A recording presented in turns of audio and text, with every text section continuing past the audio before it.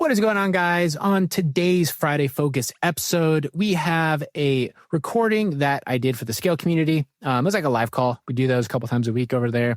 And this one was specifically around novation agreements. It is a common topic that I would say is regularly misunderstood by investors. And if you're unfamiliar with novations, it is an alternative way to get some deals done with sellers that have like a more retail-ish property, but aren't willing to accept the wholesale price. And so it's a way that you can work with them to go through the listing process, prepare the property to go on the market, and then ultimately sell it to a retail buyer and make a little spread for yourself.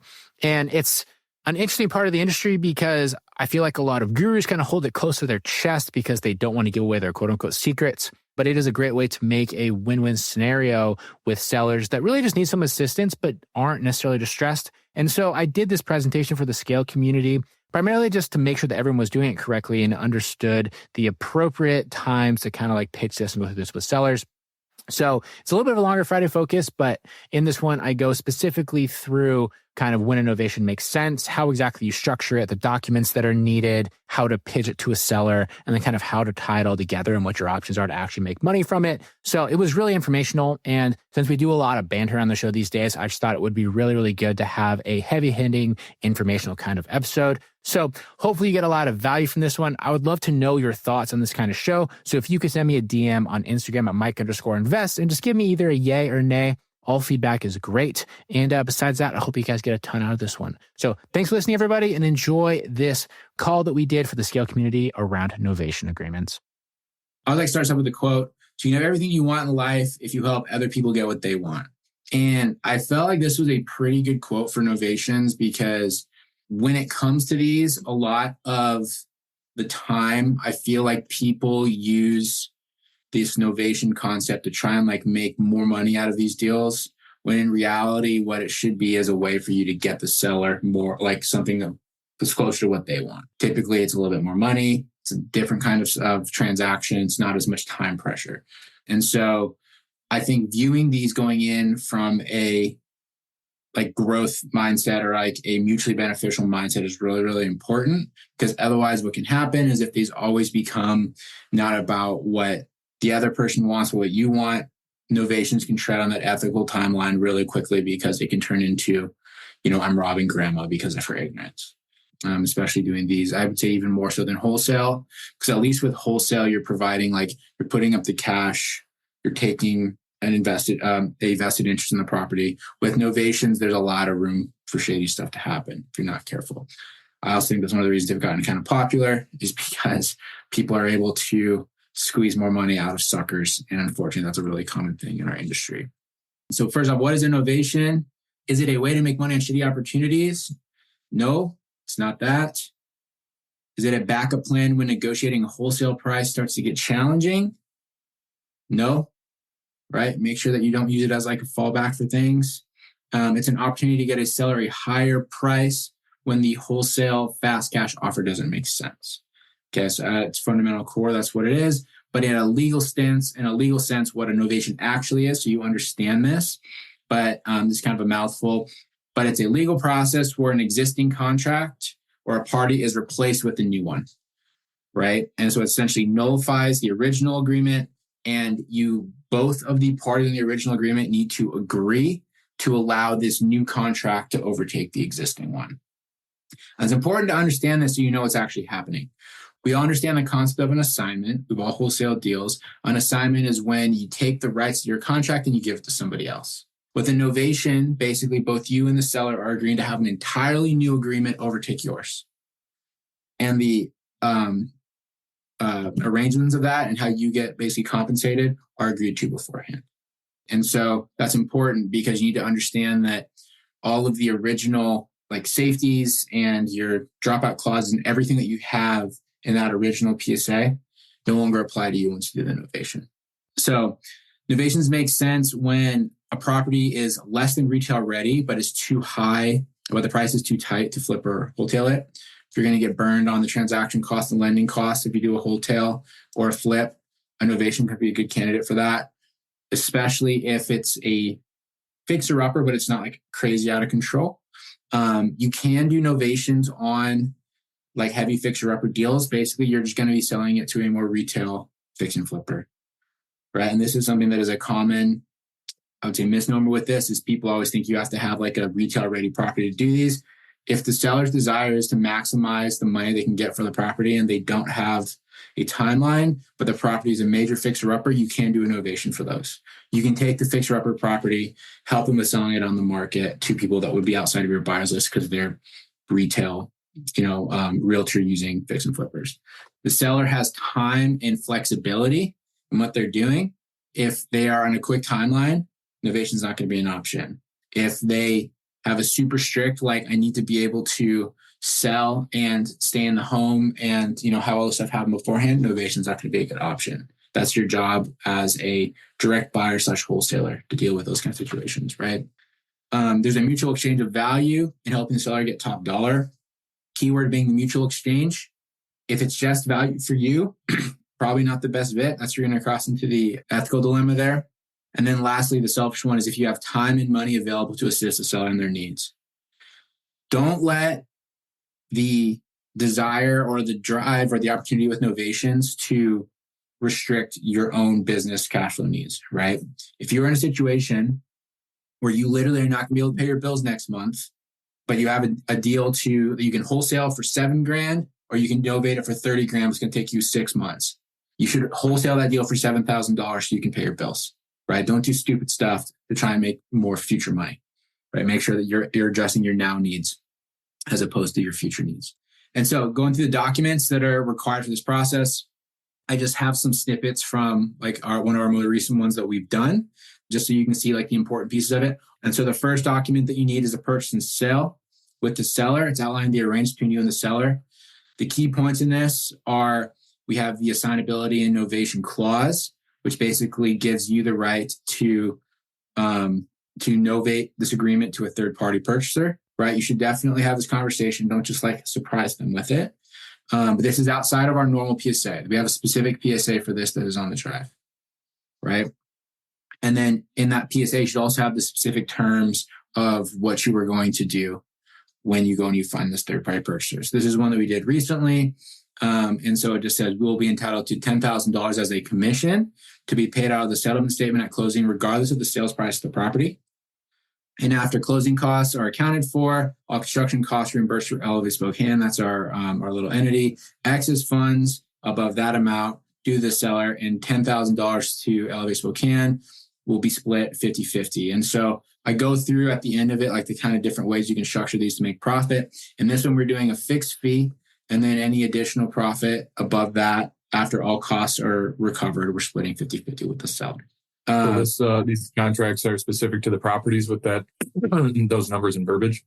Correct. Yeah, these are specific to this particular deal. All the numbers are in there. So that would change depending on what you want to do. So first thing you do is purchase sale. Second, you get an attorney in fact or limited power of attorney, right? Depending on the situation and the state, you can talk to a closer about this. But they're very similar documents, but this gives you the ability to sign for the seller regarding listing the property and novating once a buyer's found. Okay, so this is important because what you don't want is you agree to the situation and now you're having to have the seller do all the listing documents, review offers, do the entire realtor process. This gives you the ability to do it.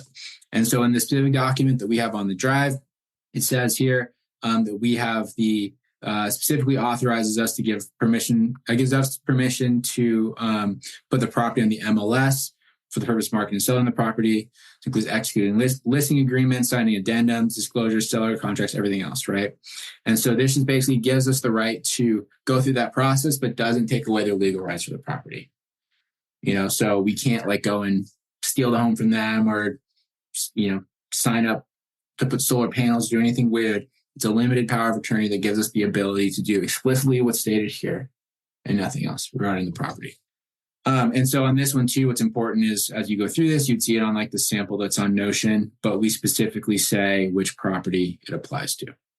So if there are concerns, if it's a landlord, those sort of things, and they don't want you to like be able to do this for their entire portfolio, it's specific to the property and the situation. Number 3 is a notice of interest. This is how you protect your interest in the property, right? Especially important if you're putting in any renovation or holding funds, if you're taking over their mortgage, paying off their water bill, you're paying off their taxes. Notice of interest, what it does is it allows you to record your interest in the property similar to putting on a cloud on title, but you can do it from at a financial level, right? So you can say, we're going to be taking an interest for $15,000. This is a document that needs to get notarized, right? Otherwise it becomes what's called a self-serving document, which title companies won't like, and lawyers technically won't like. But if you can get them to get this notarized, it will protect any financial interest in this property. It will also prevent them from selling it behind your back if you're concerned about that. Fourth one, it's a novation and indemnification agreement. And this is the one that you sign after your buyer's found. So after you go through, you put it on the market, or you just find your other buyer, however you want to do it. This is an entirely separate document that both you and the seller sign again. It terminates your obligations of the original PSA. It basically explains the agreement of how the new PSA is going to work with the retail buyers, right? And so the most explicit parts on this here, just stating like on this one that the seller is going to actually a third-party real estate purchase agreement. So they understand they're now going to be taking on this new purchase agreement from their new borrower, and that the existing one is being terminated and everything that's coming with that. And so there's a handful of other things in that clause, in that contract. It's like a couple of pages, but this is one that both you and the seller sign. And this is what will allow the transaction with the new buyer to start moving forward. So basically the step-by-steps here all laid out. The seller agrees to the price/process, signs a PSA. The attorney in fact is signed, which gives you the ability to go and advertise and find this third-party buyer. Notice of interest is signed and notarized. All these go to the title company, right? I should have added that in here as like step 3.5. Once you have all those done, they all go to the title company. Prop is listed on the MLS. If you're choosing to sell on the MLS, you can also do novations without going on the MLS. If you have like pocket buyers, things like that are retail. And that's all done by you, since you have the attorney in fact. So your seller shouldn't need to be signing any MLS docs or anything. You've done it correctly. Your third-party buyer is found. You and the seller signed the novation agreement. You work with the agent, buyer, and seller throughout the transaction to make sure everyone's kind of doing what they need. And then you get paid as a line item at the closing. This is where transparency is important, because your payment will show up on the line item on the seller side, right? So if it's something where they're walking away with no money and you promise them all this stuff and you're making 50 grand, they're going to see that. And so it's important that you're transparent with these things. Does that all make sense? Any questions on that? I'm going to move on to like the actual pitch piece here next. What do you guys do about like disclosures from the seller to list the property on the MLS? I don't know if you have that in Washington, but Yep.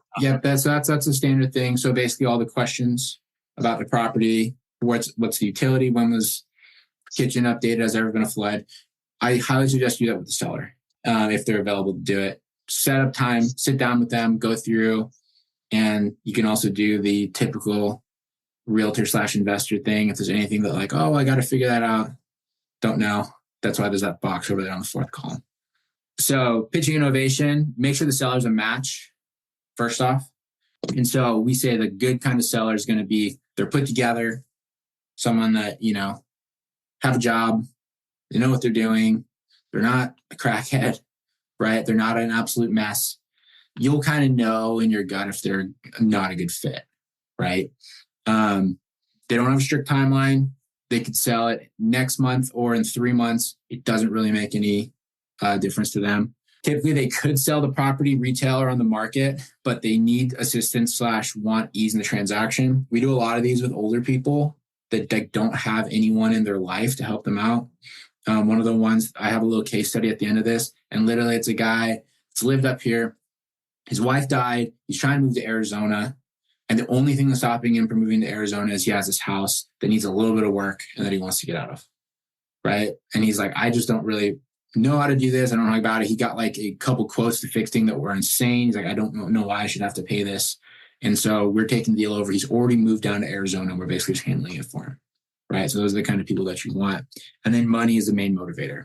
If money is not a motivator, the cash purchase is typically going to be better. If they need something a little bit quicker, or they're just like, I just want this thing off my hands. Even if you can make more money doing the novation, it's a service-based business, right? Do what's going to get the person the result that they need out of the transaction. So bad matches will be seller's basket case / flight risk. There's somebody that every time you call them, you have to call them 87 times to get them on the phone. They don't respond to anything, right? Like you don't know where they are half the time. Sometimes they're like just not at their house for 4 days. You don't know why. Like you don't want to deal with that person. If there's complex legal hurdles in the transaction that you're predicting, probate, pre-foreclosure, divorce, those aren't good candidates for a novation, because what's going to happen is you're going to get a retail buyer who's coming in and is like ready to buy this house. And then you're going to face all the bullshit that we deal with on the wholesale side, but you're going to have a much less patient buyer. So make sure that those problems are solved if you're going to go this route. Seller has a deadline that's not negotiable. They need to close on a new house and they need the money.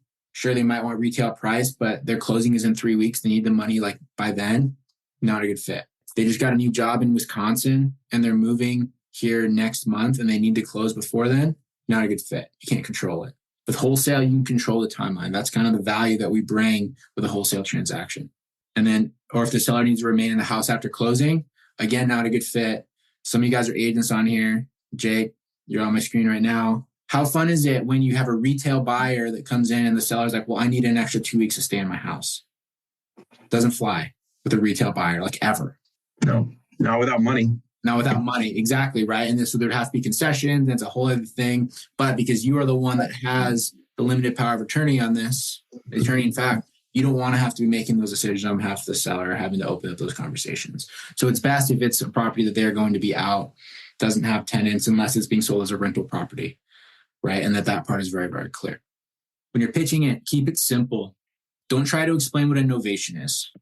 Like it's a legal term. You start to bring up things like that with people, their eyes glaze over. They're not real estate professionals. They don't care.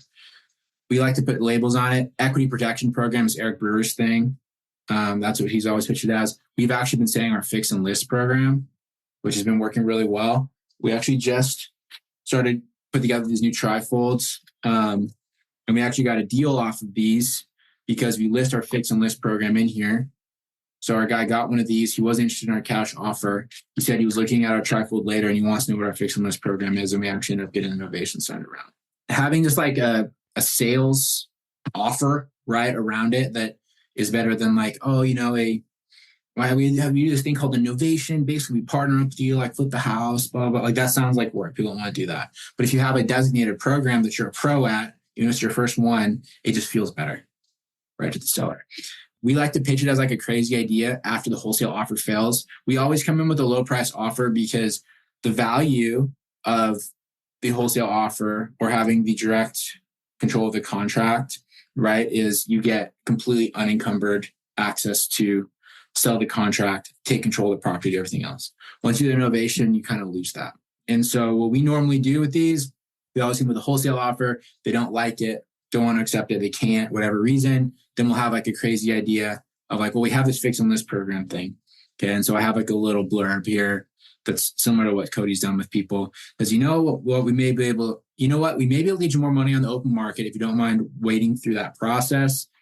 I know the place needs a little bit of work. With our fix and list program, we can handle all the details and get you a top end price with no money or work required. Right. And so there's an offer for them. They understand it's going to take a little bit longer. It's not going to create any more work for them though. And that can be appealing, but we always can keep it as like a reserve thing. So do not pitch a novation just because there's resistance to your wholesale offer. This is probably the biggest issue I see with people that start to do this. I didn't realize how hard this is going to be when they're big either to read. Is this is really hard too when you guys bring on AMs and they start to get a little thirsty for commissions. Is as soon as a seller's like, oh, well, I don't really like your wholesale offer. They go, well, I have this thing. It's like a fix and list program. We make way more money. So let's just do that instead. Right? Because you don't want to lose the deal. Don't do that. Like this is where the experience and the discipline comes in, is you need to be sure that a wholesale offer does not make sense before you go down this route. Don't just do it as like I'm being lazy or I want to avoid hard conversations. Make sure that it's actually a net positive for you and the seller, not just you. So if it's something where they reject your offer and now you have this fix and list thing and they're going to basically come out the same, but you're going to make off like a bandit, that's crooked, right? Don't be that guy. That's what gets our industry regulated and ruins it for everybody. So ways you can structure them. So there's kind of a lot in this phase on this one, so you guys can review this on the recording. But there's a lot of different ways you can structure these kinds of deals. A lot of people tend to get like some of these more than other ones, but there's a certain place for each one, right? So you can get a fixed fee for the service. So basically say like, we're going to carry you through this and you're going to pay us $10,000. You can do a fixed fee plus any additional profit, or say like, we're going to give you a floor price of 300 grand. You're going to pay us 10 grand minimum, plus we get everything else above that that's remaining. You can do a fixed fee with split additional profit. So basically you get the 10 grand or whatever you decide, plus, everything above that, you're going to split with the seller. That's a great way to incentivize them a little bit more to work with you on this. You can do no fixed fee. You get all the profits above the promised PSA price. So that's basically like, I'm going to give you 300 grand and everything above that is for me. You can do a no fixed fee with split profits above that. So you can say, we're going to give you 300 grand base, but everything above that, we're going to split 50-50. So you're going to make more money for dealing with this. And then you can do an adjusted fixed fee based on your time and materials. This is kind of like a GC way to approach things. This is probably the last choice for most of you guys. But if you are like a construction heavy person, you have crews and you're like trying to balance out the cost for that, you can run it kind of like similar to a GC where you will get paid for time and materials plus profit outside of the closing.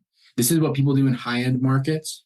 If you've ever connected with any people that do like really high-end, like buy at 3 million, sell for 5 million, put $1 million into it type of deals, right? Probably even bigger than that. What they'll do is they will basically sub out a team that does all that work, and then they will get recomped plus profit through the sale. But there's lots of ways you can structure it. And the way that you need to go about it is what's going to be most mutually beneficial and appeals most to the seller, right? And so what I typically like are, if the deals are tighter, give yourself a fixed fee for the service. Or like if you're not as sure about the comps, write in your fixed fee so that you're going to get paid no matter what.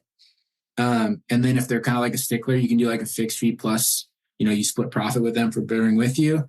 If it's a deal that's like a little bit juicier, but you want to make sure that it's still ethical and everything else, the no fixed fee plus split profits can be a good way to go, because then you're going to be sharing in the upside with the seller equally.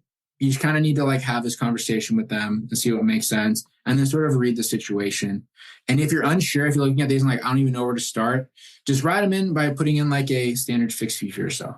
I think a good amount in most markets would be 10 to 15,000 for basically going through the process. Okay. So if you look at this and you're completely lost, that's how I would start. And then you can kind of explore the other ones as you go from there. That being said, if you're like in a lower price point market, some of you guys are in markets where homes exit at like 120, 130, fixed fee might need to be lower, or the profit splits might be a little bit more kosher on those. Questions you should be asking, and this is not to the seller, it's kind of like just in general about the process. What happens if a Novation property doesn't sell in the market? That can happen. We like to pretend like that will never happen. That can happen. We have seen this happen. We actually had one of these happen last year. Understand if that happens, that agreement is terminated. It now defaults back to your original PSA. So you were still bound by the terms and conditions in that PSA, and you may lose earnest money if you don't close at that price, right? So understand that is the associated risk. What happens if a seller decides they don't want to sell or tries to sell to someone else? Sure, you've done all this documentation, everything else. Still can't control humans. They'll do weird stuff. That's where you're protected by the notice of interest. Make sure you record it, right? And if things get weird, you can pursue it. We actually have one right now where we are in the process of, we just served a seller that she's getting sued. And it's a real weird deal because we basically paid off her taxes for her. Then she ghosted us completely. So we had a notice of interest signed before that. And so we essentially recorded a lien on her. She got served. And then it's so funny how people get served lawsuits and then all of a sudden they're wanting to talk to us again. But our attorney's like, don't talk to her for at least 3 weeks, because that's basically when everything becomes official. So who pays the mortgage / what happens if the seller stops paying their mortgage or defaults? This is why you should only do this when you have good sellers, right? Don't do it with like heavily distressed people or kind of dirtbag people. Make sure it's mutually beneficial. And if the seller's in a hardship, so the very first novation that we ever did years ago, the seller was in a hardship, you may need to take over their payments. You can recomp those at closing, but understand that there might be additional carrying costs that come with doing these deals. So when in the case of that, when we did that one several years ago, we literally just logged onto his mortgage account and set it up so that it drew from our business bank account for the 3 months it took us to do the deal, right? Because I guarantee you that if we hadn't, he probably would have defaulted on the loan. It would have caused more problems. And then lastly, is it okay that I'm making $50K on this novation and the seller's only making 10? Your ethics are your choice, right? just like real wholesale real estate, if it feels slimy, it probably is. That's just sort of a good rule for life in general. All right, so a little case study. So it's kind of like a wall of text. I was scrambling getting this one together before I hopped on. So this is one of the ones that we currently have. These are some photos of the property, pretty retail property. And in Spokane, house needed minor exterior repairs and cosmetic cleanup. Estimated cost to do this is about 10 grand. ARV is 370K. After costs and repairs, the sale would net about 326. That's including the sales cost here, the excise tax, and the agent cost here in Spokane, as well as a 10K estimated repair cost. Seller's retired and eagerly at the area. He has already bought a retirement home and just doesn't want to deal with his house anymore. Our wholesale price or wholesale sort of price was 260. And his response was, I'm not that desperate to sell this thing. He's like, I'll just deal with it if I'm going to take that much of a haircut.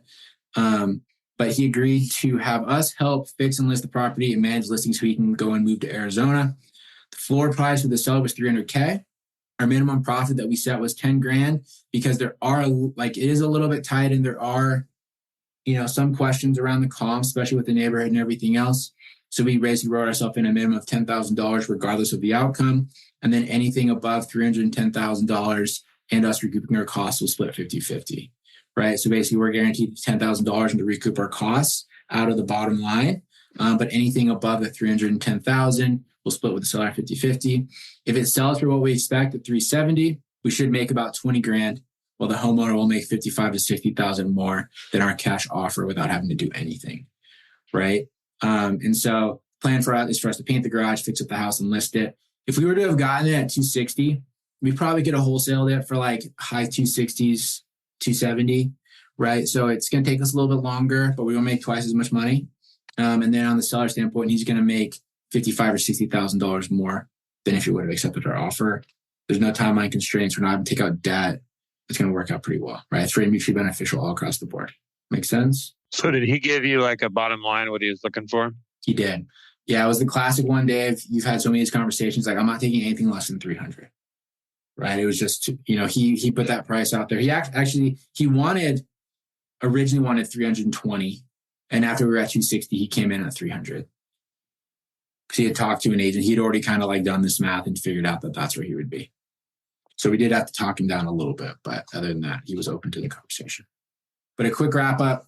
They're a great strategy in a tight market where sellers can't just list a home and expect an easy sale. If you go back to like 2021, novations didn't really make a ton of sense because people could just like list cardboard boxes on the market and sell them for over asking price, right?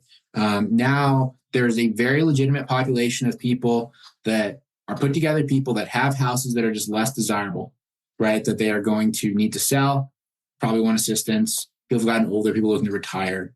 So there's a population that exists right now for these, okay? You approach it as a service, not as a purchasing opportunity, and give sellers white glove treatment. Understand with this that it needs to be mutually beneficial and treat them that way. Like once you go into these, you are in bed with the seller until the deal goes through. It's not like a wholesale deal where as soon as the transaction closes, you're done, or a flip, as soon as the transaction closes, you're done with the seller. You're in it with them for the duration of this transaction, whether you like it or not. And then novations will affect your cash conversion cycle. So be smart about when you're using them and understand your full cash needs. It goes back to what I was saying at the beginning. Just because you have one that like seems decent, like if you're trying to do this deal and you're going to do all this work to make 20 grand, you have to decide if that's worthwhile to you. If you have nothing else on the table, sure. If you have like other opportunities you're trying to work and there's going to be a distraction, it probably doesn't make sense, right? So just understand that and your needs for your business in line up what you need to do. Good presentation, man. There's a lot of really good stuff there, and I'm inclined to agree with most of it. I have a few thoughts, but my question is, and you may have answered this, when you have this scenario and a house needs a couple of things or rehabs done, are you doing the rehabs before you put it on MLS? That's a good question. Are you proactive? So the ones that we've done, we have the one that we had that had like significant work that we did a couple of years ago. We did the work before we put on the MLS. I kind of like your thought though of, is there like a way you can almost like pre-sell it or almost find like a retail buyer that's okay with like the situation? Yeah. There's definitely not. Yeah, you're reading my mind because that's exactly how we do it. The way that we do it is, first of all, to know whether or not it's a novation, it's a mathematical thing right out of the gate. You're going to try to wholesale it or buy it for cash. Mm-hmm. And if that price isn't good enough for them, then there's a novation offer that you can try to help them get that's a little bit higher. Right. So like these groups that do like all novations, they can't possibly be trying to find the best outcome for the seller. They're definitely not. Yeah, it's not. They're definitely not.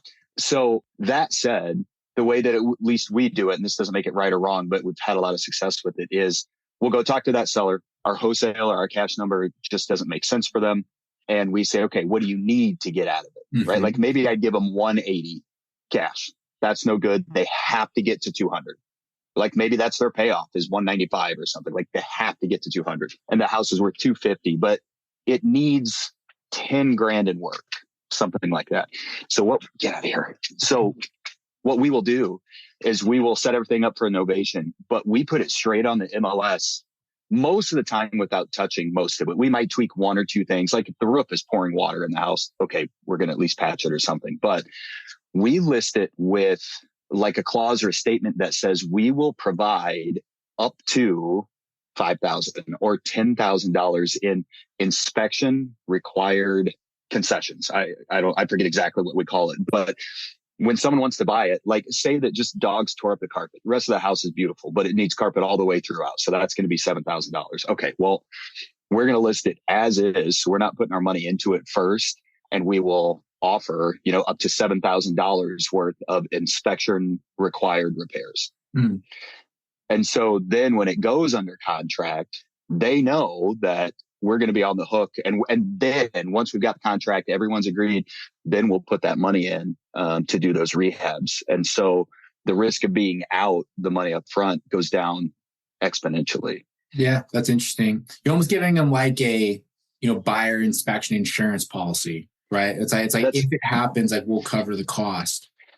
Well, and that's exactly what it is. And that's where most of these sellers, that's where they need the help, because they have a good house with good equity where, yes, they could list it themselves, but they don't have the 10 to bring to the table to fix all that carpet or to, brace the basement because they've got a broken support beam or something like that. So what we do is because the toughest thing with novations is trying to convince people, well, why wouldn't you just list it yourself? Yeah. This is the problem that we need to fix for them. So we come in, we tell them, we're going to fix this problem. We'll still get you your number. We net the difference, but we're still fixing their problem. And that's the crux of how a novation, in my opinion, should work, is you're helping to fix that problem. Yeah. That makes sense. It's funny. I guess the ones that we've done, we haven't had any like major CapEx items, right? Or anything like that that's a concern. It's always been like kind of cosmetic stuff, right? So the larger one that we did a couple years ago, the big thing was he had like basically half finished the basement. He already like framed it in and drywalled it and stuff.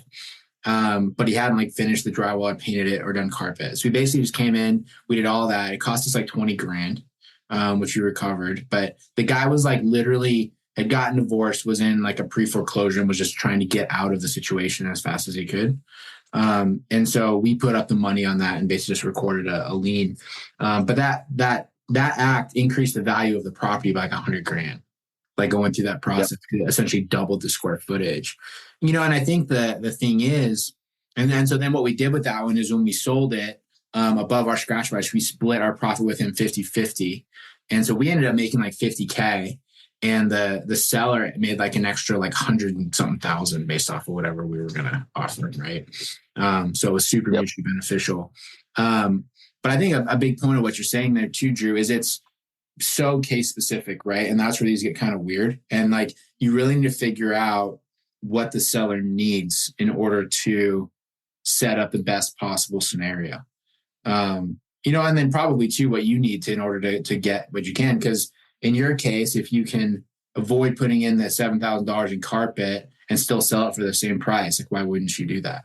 The other thing, I guess, that I would put out there is for us, like we've got a spreadsheet that our AMs use to calculate all of their, what they should be offering. And we've built novations into that, right? So they can see what I want them to offer if it's a wholesale. And I want you to start at, you anchor here, and then here's 4 offers to ratchet up. But then if that's not it, well, then here's the novation numbers. So they don't have to, get off the phone and then come back to us and brainstorm about it. Like they've got a pretty good idea of and they float the idea and say, we'll have to check with management, but if I could do this for you, they just got all the numbers right there, which has been a game changer. How much do you bet the seller on that? Like, you're not going to do that if it's like a crackhead. Probably not. Probably not. Everyone's how much do we?